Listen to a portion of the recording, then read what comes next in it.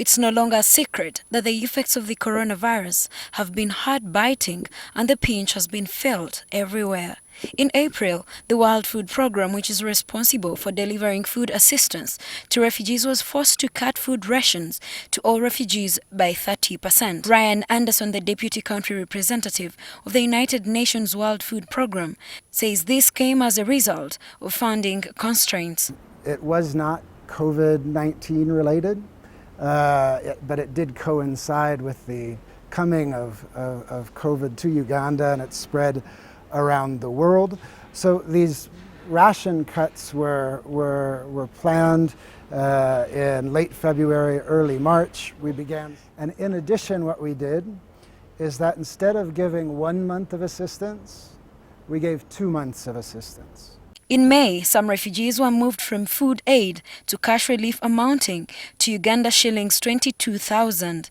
This saw a section of refugees in Oruchinga and Nachivali settlements in the southwestern Uganda protest against the move, saying that the money they are given is little. With 22,000 shillings on a monthly basis, one would be expected to spend 700 shillings daily.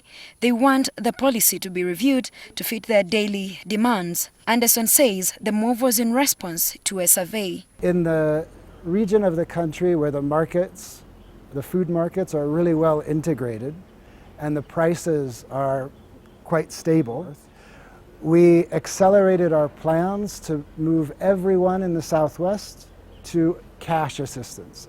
So food assistance, but in the form of a cash transfer. The reason why we consider cash in environments where the markets are functioning, well integrated, is because it has a lot of multiplier effects.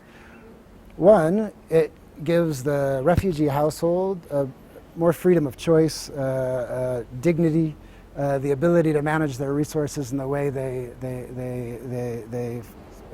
feel best for their own household. A few refugees we sampled in Bidibidi refugee settlement say that the food is simply not enough for them.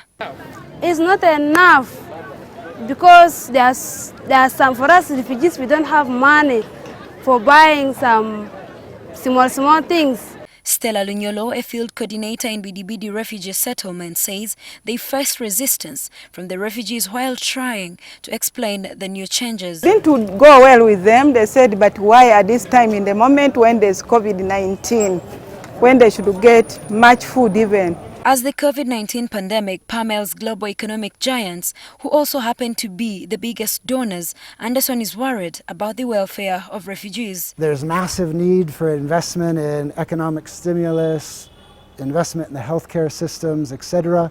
And that does make the political economy of international assistance more challenging. Musa Echeru, the State Minister for Relief and Disaster Preparedness, says his office is not in charge of purchasing and distribution of food, but rather monitoring. He adds that with the help of the relevant organizations, they will ensure that refugees continue accessing relief. After this COVID is to ensure that the food that the World Food Programme delivers to the refugees is of high quality. So that one we are not going to compromise. Last month, while visiting the West Nile, the State Minister for Primary Health Care, Dr. Joyce Moriku Kaduchu, expressed concern about the cross-border movement of South Sudanese refugees who were sneaking back into South Sudan to get food. Olivia Komugisha, NTV News.